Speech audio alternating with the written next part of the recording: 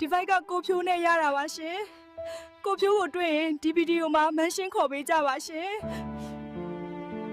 မိချမ်းပုံလေးကိုဖြိုးကိုအရန်လွမ်းတာပဲသိလားဒီဗီဒီယိုကိုမြင်ရင်မိချမ်းပုံစီကိုကိုဖြိုးအမြန်ပြန်လာခဲ့ပါနော်အနားမှာတဖွားမှမခွာပဲနေမယ်ဆိုပြီးဘာလို့အခုထားသွားတာလဲကိုဖြိုးရဲ့မိချမ်းပုံယူတော့မယ်ကွယ်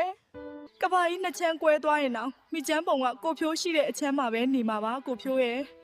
မိချမ်းပုံလေးကိုဖြိုးကိုအဲ့လောက်ထိချစ်တာကိုဖြိုးကိုယုံပြီးဘဝတစ်ခုလုံးပေးခဲ့တာပါစားပြီးနားမလဲဝါပြီးထွေးထုတ်လုပ်လိုက်မယ်လို့ဘဲထင်ပါလဲကိုဖြိုးရဲ့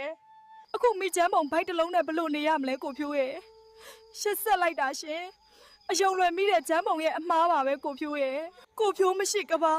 ကိုဖြိုးမရှိတဲ့အညာမှာမနေချင်လို့မနှက်ဖြန်မိချမ်းပုံမျိုးကိုတတ်တော့မယ်ကိုဖြိုးရဲ့